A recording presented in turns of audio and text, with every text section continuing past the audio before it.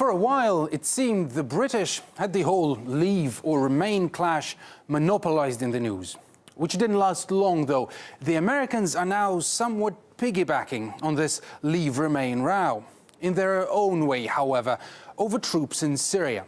It is time to give our brave warriors in Syria a warm welcome home. Bring our troops home. U.S. troops will be withdrawing from Syria. We have won against ISIS. ISIS has been defeated. The fight against ISIS and violent extremists is not over. Our goals are the same, and we will maintain forces. Yet the generals who are openly grumbling about their commander-in-chief's order seem to be missing the point.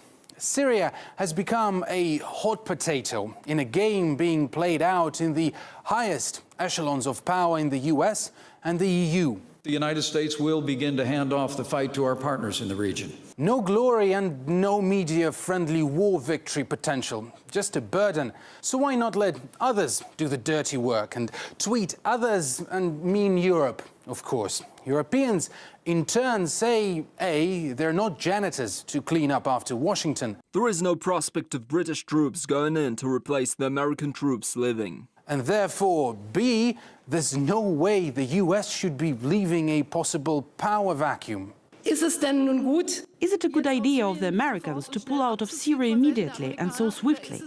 Doesn't it make the possibility of Iran and Russia increasing their influence there?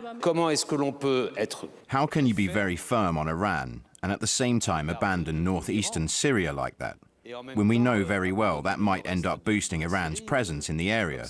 For me, it's a mystery. Washington tosses the potato right back and ups the stakes too. Not only the EU should fill the void the US leaves behind on the ground, but also take back hundreds of nationals who once left to join ISIL. A Trump emissary thought he was pretty convincing, openly scaremongering Europe into submission. 2015, 130 people were killed in Paris. 2016, 86 killed in Nice, 12 killed in Christmas truck bombing in Berlin. In 2017, 13 killed by a van in Spain. So does it matter what happens over there? Hell yeah, it matters. He was serious. It's not some dark joke. Senator Lindsey Graham spent a whole minute meticulously going through a list of all the horrendous terrorist attacks that have left Europe scarred. The thought that this could have the absolute opposite effect never crossed his mind, apparently. These attacks in Europe have everything to do with the way that we handled the situation there.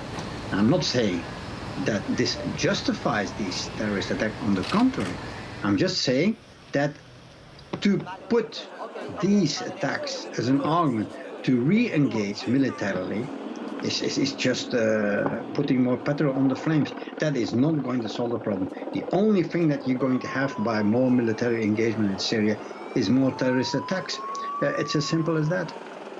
This whole row, though, makes one truth glaringly obvious. Neither Trump nor Europe, each for reasons of their own, do not want to be Syria's cleanup crew. Honor, in this case, has no gain. So why not take credit for all that's done and run away?